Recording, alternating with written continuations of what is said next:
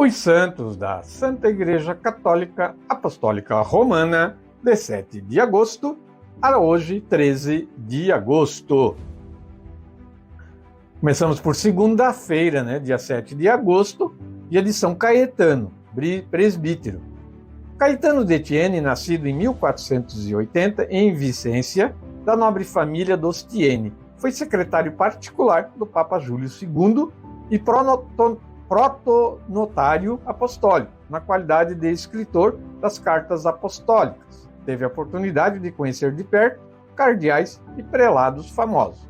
Mas a sua resposta foi humilde adesão ao convite evangélico de expulsar de si todo obstáculo para ver bem antes de reprovar o mal alheio. Celebrou a primeira missa aos 36 anos e foi com muito orgulho que subiu ao altar. Dedicou-se ao apostolado entre os pobres e deserdados, abriu asilos para os velhos e fundou hospitais. Aos venezianos que o queriam em sua cidade, respondeu: Deus está em Nápoles como em Veneza. Ficou em Nápoles, onde havia mais trabalho, e ali morreu por causa da canseira, na idade de 67 anos, São Caetano. Na terça-feira, dia 8 de agosto, dia de São Domingos, presbítero. Domingos nasceu em Caleruga, na Castela Velha, em 1170, e morreu em Bolonha, a 6 de agosto de 1221. Caráter metódico e firmíssimo, deu grande importância aos estudos, como premissa indispensável ao dever apologético dos frades pregadores. Domingos teve a ideia de fundar uma ordem de frades pobres e estudiosos, para que pudessem pregar a doutrina cristã não somente com palavras, mas com o exemplo de sua vida, sem as suspeitas de interesses materiais. Domingos, por primeiro, deu o exemplo, caminhando a pés descalços, dormindo no chão, jejuando e vivendo de esmola.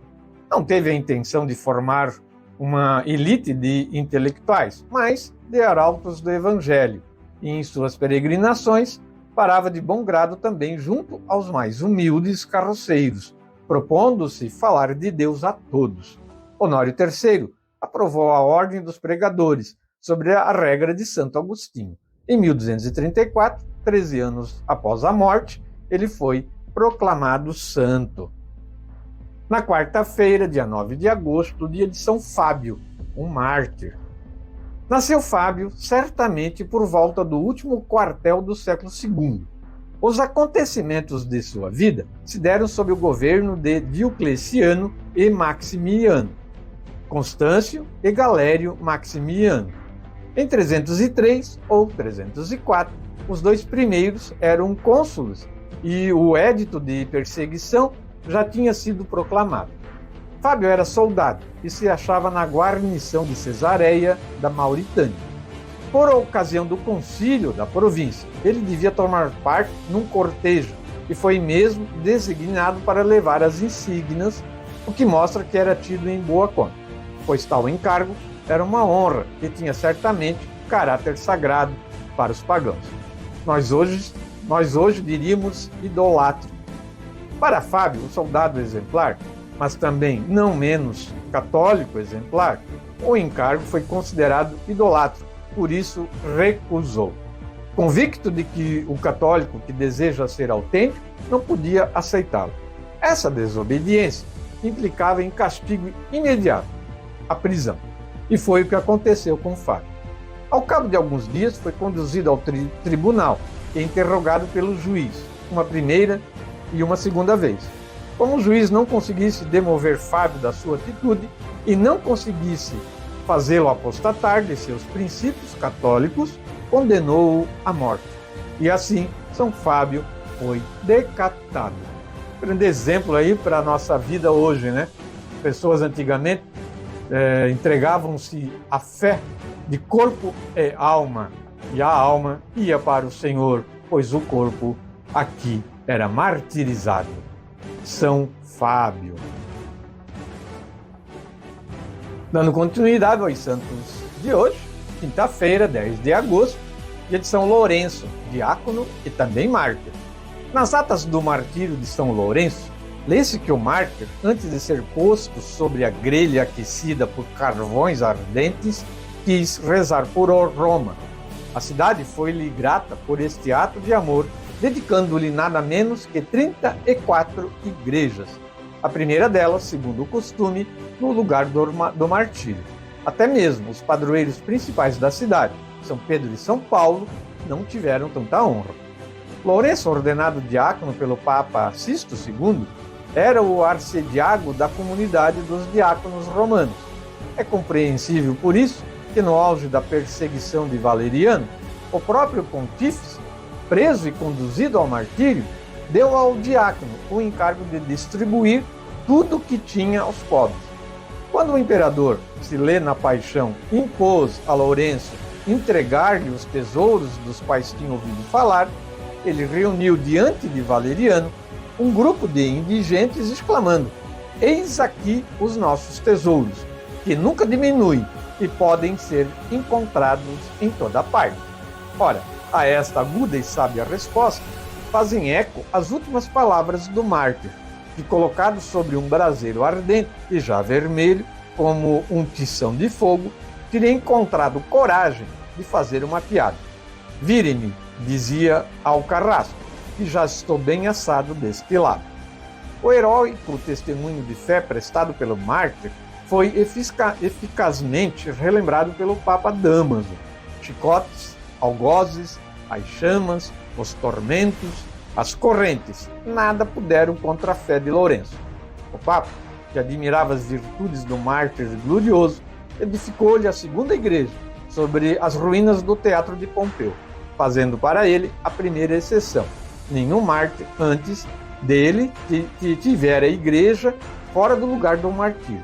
O diácono Lourenço sofreu um martírio a 10 de agosto de 258, mais um grande exemplo de fé verdadeira, né? E hoje, por preguiça de ir à missa, né, a gente já renega a fé, né? É um absurdo mesmo, né? E antigamente eles davam a vida, né, pela fé, pela igreja e por Cristo. Na sexta-feira, 11 de agosto, dia de Santa Clara. A belíssima menina nascida em 1193, em Assis, de família rica, com rara audácia, apresentou-se na noite de 18 de março de 1212, na humilde igrejinha de Santa Maria dos Anjos, aos pés do monte sobre o qual surge Assis, onde aguardavam São Francisco de Assis, né, e seus frades. O santo cortou-lhe a cabeleira com seus longos cachos e lhe deu para vestir um grosseiro hábito de lã crua, fazendo-a pronunciar os votos de pobreza, castidade e obediência. Em seguida, Clara foi levada a um mosteiro beneditino, do qual mais tarde Francisco a tirou, para conduzi-la ao paupérrimo convento de São Damião, destinado às monjas da Ordem Segunda Franciscana. Abandonando a rica morada, também a mãe e as irmãs de Clara, Hortolana e Beatriz, ingressaram mais tarde no austero convento. A resposta da jovem Clara ao ideal franciscano de pobreza foi total.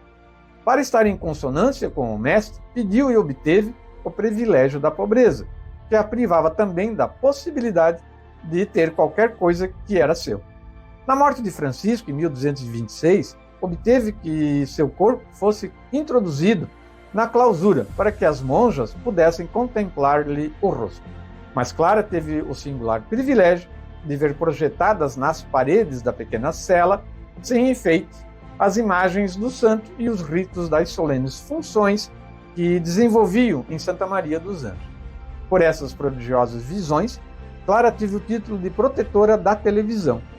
Clara viveu 27 anos após a morte de Francisco. O enviado do Papa Inocêncio IV levou a demorada e aguardada bula de aprovação do privilégio da pobreza clara na manhã de 11 de agosto de 1253, poucos instantes antes que a santa deixasse esta vida. 2 anos após, ela foi canonizada. E ontem, dia 12 de agosto, sábado, né? Dia de Santa Beatriz, uma grande fundadora. Isabel, infanta de Portugal, tornada rainha de Castela, escolheu Beatriz para sua primeira dama de honra. No luxo e no fausto, bem como em meio à leviandade da vida na corte, manteve o seu coração fiel ao propósito de amar só a Deus, embora não fosse indiferente ao calor humano dos que a rodeavam. Invejada pela rainha, esta tentou eliminá-la da corte, trancando-a dentro de um grande cofre ou arca, que lhe serviria de túmulo. Obrigada pelas circunstâncias, a rainha teve de soltá-la, encontrando-a ainda viva depois de 3 ou 4 dias. Beatriz compôs uma regra e enviou a Roma para ser aprovada. O Papa Inocêncio VIII prometeu aprová-la, porém mandou que, enquanto isso, observasse uma regra já aprovada. Foi escolhida a de Císter. A bula da aprovação da ordem chegou às mãos de Beatriz de maneira miraculosa, por intervenção de São Rafael Arcanjo, por quem ela possuía muita devoção. A tomada de hábito de Beatriz, com suas 12 companheiras, foi marcada pelo bispo diocesano para o dia 9 de agosto. 10 dias antes, Nossa Senhora apareceu a Beatriz, que lhe comunicou que morreria na hora de realizar o sonho acalentado, há tantos anos. Assim, ela preparou a terra e lançou a semente que germinaria pelos séculos afora. Beatriz faleceu no dia marcado para a tomada de hábito. Como ela adoecera antes, pediu o hábito e o bispo lhe o concedeu. Muitos dos convidados para a festa da profissão puderam ver os resplendores que cercaram Beatriz morta. 8 dias após esta data, as 12 noviças fizeram profissão religiosa por determinação do provincial dos franciscanos, Frei João de Tolosa, e elegeram Filipa da Silva, sobrinha da Santa Beatriz, para a primeira abadesa. E hoje, domingo, dia da vocação matrimonial e também dia dos pais, é dia dos santos Ponciano e Hipólito, Papa e presbítero mártires. Ponciano, da antiga e nobre família dos Calpurni, foi eleito Papa em 230, durante o império do manso e sábio Alexandre Severo, cuja tolerância a respeito da religião permitiu à Igreja reorganizar-se. Durante o pontificado de Santo Urbano II e de São Ponciano, enquanto isso, o imperador Alexandre Severo era assassinado por seus legionários na Alemanha e lhe sucedia Maximiano, que foi desenterrar os antigos éditos de perseguição referente aos católicos. Encontrando-se diante de uma igreja com 2 chefes, sem titubear, mandou ambos para os trabalhos forçados numa mina da Sardenha. Ponciano foi o primeiro papa a ser deportado. Era fato novo que se verificava na igreja, e Ponciano soube resolvê-lo com sabedoria e humildade. Para que os católicos não ficassem privados do seu pastor, renunciou ao pontificado. Para lhe suceder veio o grego Antério, que governou a igreja por 40 dias apenas. O gesto generoso de Ponciano deve ter comovido o intransigente Hipólito, que morreu, de fato, reconciliado com a igreja em 235, segundo uma epígrafe ditada pelo Papa Dámaso. Hipólito, embora obstinado no cisma por mal entendido, zelo na hora da prova, no tempo em que a espada cortava as vísceras da Santa Mãe Igreja, fiel a Cristo. Ele caminhou para o reino dos santos. Os textos dos santos da semana são do site católico Liturgia Diária da editora Paulus. Santo do Dia, uma resenha diária dos santos guardados na memória da Igreja. Histórias de mestres da vida cristã de todos os tempos, e como faróis luminosos orientam o nosso caminho. Aqui o programa Minutos do Evangelho traz resumido, mas quem quiser e tiver vontade de conhecer mais a vida dos santos, é só pesquisar aí, você vai encontrar muito material. Vamos ouvir a música do Salmo da liturgia deste domingo, Mostrai-nos, ó Senhor, vossa bondade, e a vossa salvação nos concedei. Em seguida a gente continua com o programa Minutos do Evangelho de hoje, trazendo a proclamação da palavra do Senhor.